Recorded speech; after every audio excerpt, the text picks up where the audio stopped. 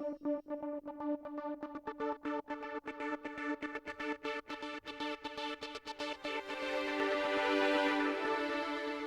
confirmed number of new coronavirus cases reported in Los Angeles County over the last 24 hours is 1,934, with 36 additional deaths. Here in Torrance, 14 additional cases were reported with 1 new death. Welcome to COVID-19 Today. I'm Bella Shaw. It's Thursday, February 24th. Well, starting tomorrow, you don't have to wear your masks indoors in LA County if you are fully vaccinated and can show proof of vaccination when asked. The county modified its health officer order yesterday, allowing businesses and other establishments to choose to have customers and workers unmasked indoors if one of the following conditions are met. Option 1 allows fully vaccinated workers and customers to be unmasked if the business verified that everyone over the age of 5 is fully vaccinated or has a recent negative test result upon entry into an indoor space. And option 2 requires on-site workers to remain masked while fully vaccinated customers can be unmasked if the business verifies that everyone over the age of 5 is fully vaccinated or has a recently taken negative test result. Vaccination status must be verified by a photo ID and either a vaccination card, a photo of a vaccination card, or a digital record. Vaccine records must include the name of the person who has been vaccinated, the type of vaccine they got, and the date the dose was given.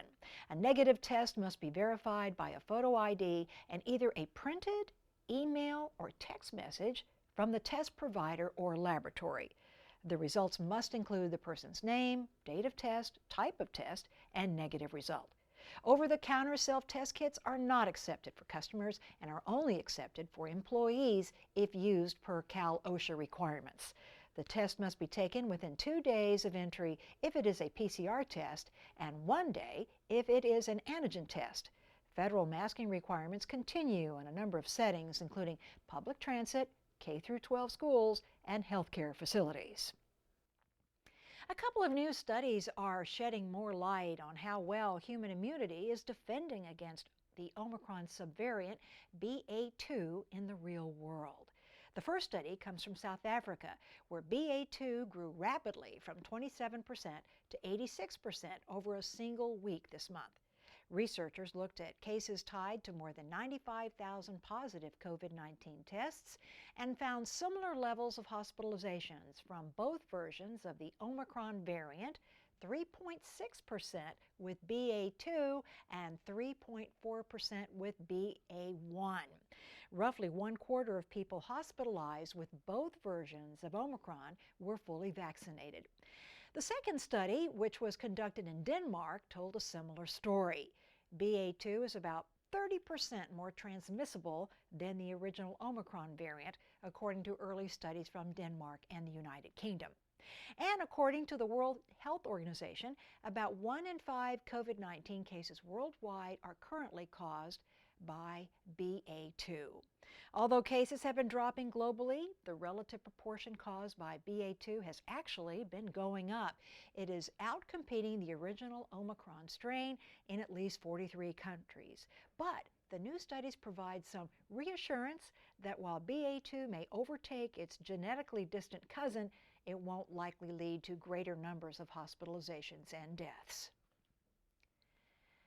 The world could soon have another COVID-19 vaccine. European drug makers Sanofi and GlaxoSmithKline announced results from their late-stage clinical testing of a new vaccine that will be called Vidprevtin. They plan to seek authorization for the shots in U.S. and Europe.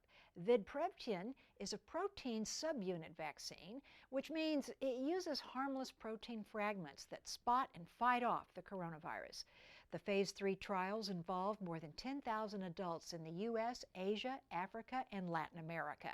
After 2 doses, the vaccine was 58% effective at preventing COVID-19 symptoms, 75% effective at preventing moderate or severe COVID-19, and 100% effective against severe COVID-19 disease, including hospitalizations. The company says the vaccine works well on its own or as a mix and match booster. It's a more traditional type of vaccine than an mRNA and can be stored at refrigerator temperatures. The vaccine is given in 2 doses about 3 weeks apart. The manufacturers say there were no safety issues identified in the trials. Meanwhile, Moderna is expected to make a lot more money than expected this year from its COVID-19 vaccine. The company anticipates at least $19 billion in sales this year after reporting fourth quarter earnings that far exceeded analyst earnings and revenue estimates.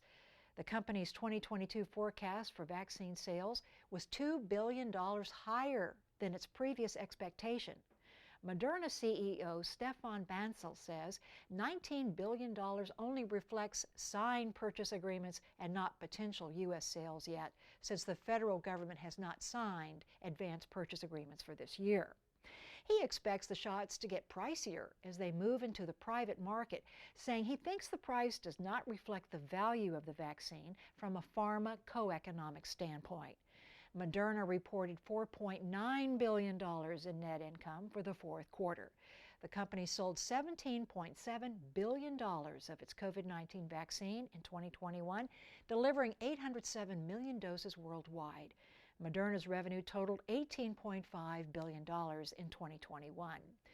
Bancel says the world may be moving out of the pandemic phase as the Omicron wave subsides, but people will need boosters in the fall, especially those over 50 and with underlying conditions. Moderna's COVID-19 vaccine is the company's only commercially available treatment. The U.S. administered more than 207 million doses of it since it was first authorized on an emergency basis in December of 2020. 3 fugitives who fled Southern California after being convicted for stealing millions in COVID-19 relief loans were captured in Europe.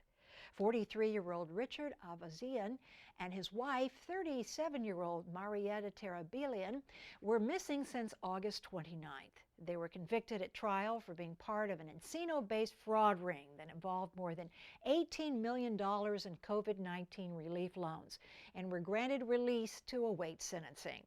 And 42-year-old Tamara Dadian, a real estate broker, was sentenced in December to nearly 11 years in prison for her role in the 8-member family fraud ring. She was allowed to remain free pending her surrender to the U.S. Bureau of Prisons last month, but disappeared before she had to turn herself in. The 3 individuals were arrested in Montenegro, and the U.S. Department of Justice is seeking to bring them back. Law enforcement officials had posted a $20,000 reward for information leading to the couple's arrest. They believe the pair submitted more than 150 phony loan applications, which netted the more than $18 million in Paycheck Protection and Economic Injury Disaster Loan Program funds. Officials say the couple used that money to make down payments on homes in Glendale, Tarzana, and Palm Desert. They also used the funds to buy gold, coins, diamonds, jewelry, expensive watches, imported furnishings, designer handbags, clothes, even a Harley-Davidson motorcycle. Federal authorities believe the couple removed their location monitoring devices and left a note for their 3 children before taking off to Europe. According to the U.S. Attorney's Office, Avanzi was sentenced to 17 years in federal prison, and his wife was handed a 6-year term while they were both on the run. Russia's invasion of Ukraine is not only disturbing the peace in Europe, it's already creating a ripple effect here in the U.S. Stocks fell sharply today, causing global energy prices to jump and creating a frenzy among investors. The S&P 500 sank 1.1% on Wall Street. The heaviest losses hit stocks in Europe, with the German DAX down more than 4%. The invasion comes as America is struggling to deal with decades-high inflation stemming from the pandemic. Oil prices worldwide rose to above $100 a barrel, hitting triple digits for the first time since 2014. Economists say Southern California may soon feel the impact at the gas pump. Russia is the world's 2nd largest producer of natural gas and one of the world's largest oil-producing nations. Investors fear that some exports could be disrupted by conflict on the ground, while others could be blocked by sanctions or shut down by Russia as a strategic move against Europe. Gas prices here in LA have been creeping up throughout the week as well as overnight, according to AAA. A gallon of regular unleaded gas costs $4.82, and premium gas costs $5.11 throughout our region. It's National Engineering Week, and Torrance-based company 3DO hosted an event celebrating engineers and announcing a big milestone.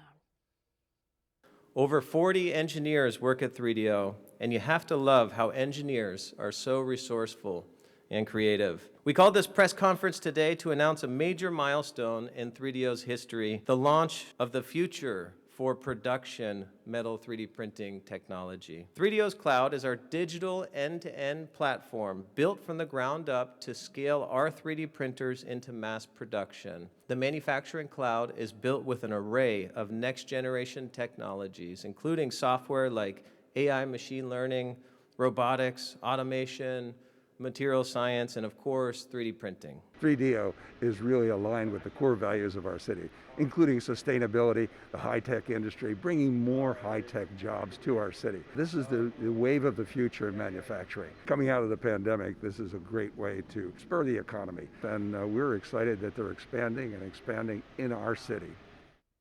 City leaders and other guests got a tour of 3DO's newly expanded facility. 3DO is the world's largest volume manufacturer of 3D printed metal components. The company plans to add 70 new jobs this year, totaling 250 employees, with plans to double that over the next 5 years. The artificial turf replacement is underway at the LA Galaxy Sports Complex. Here's a look at the work being done right now. Last week, the Torrance City Council awarded a contract services agreement to Sprint Turf for the turf to be replaced. The newly renamed sports complex is a state-of-the-art 6.2-acre facility featuring high-quality synthetic turf and energy-efficient sports lighting for year-round soccer, football, lacrosse, rugby, and many other sports. It's centrally located near the Torrance Civic Center at 599 Maple Avenue. Torrance Art Museum was featured as a part of the LA Art Show last month at the LA Convention Center. Our museum presented a collaborative artwork called Memorial to the Future. It was curated by Max Presnil and referenced brutalist architecture in a large-scale cityscape installation created by artist Daniela Soberman. It was a part of this year's edition of Diverse Art LA at the LA Art Show. The installation was a direct response to this year's environmental perspective. It directed the focus on the immersive experience towards global warming and human relationships with nature. There were also video components curated by Wilfried Agricola de Colon and Casito Asani. They contributed an exclusive video program of international video artists as part of the architectural installation that engaged with issues of environmental health and climate change. Known as the most comprehensive international contemporary art show in America, the LA Art Show is the largest art fair on the West Coast, attracting more than 50,000 visitors each year. Well, as we head into the weekend, be sure to tune into Weekends in Torrance. New episodes air at 2 p.m. tomorrow, Saturday, and Sunday. On Friday, meet 85-year-old Don Chrisman, who has never missed a Super Bowl, who dropped by the Bruce Hall at Del Amo a couple of days before the big game. Then El Camino College welcomes students back for in-person classes this month for the first time since the pandemic began. And on Sunday, check out Scholl Premium Ale's newest beer called Polygo that celebrates the expansion of local business Polypeptide Group and gives back to the Torrance library system. These stories and much more will be airing this weekend starting at 2 p.m. You can find us on Spectrum Cable Channel 3, Verizon Fios Channel 31, streaming on our website as well as on YouTube. Well, before we go at the end of each program, we like to share feel-good stories from our community. Pictures, images, and videos that remind us of how resilient our community is and how Torrance truly cares. The Torrance branch of the American Association of University Women is co-hosting a Zoom presentation this Saturday about preserving the history of Japanese farming in the South Bay. It starts at 10 a.m. and features guest speakers Monique Sugamoto, a local history librarian, and Greg Williams, who leads the Japanese American Digitization Project at Cal State University, Dominguez Hills. Reservations are required. You can contact Monique at 377-9584, extension 213, or email her at msugamoto@pvld.org. Now, if you have a great story, an upcoming event, a photo or video you'd like to share, email us at COVID-19 Today at torranceca.gov. We'd love to hear from you. Well, that's our update for COVID-19 Today. Have a great weekend, and we'll see you back here on Monday as Leslie Robbins brings you the latest. Be safe, stay healthy, and thanks for tuning in. We'll see you next time.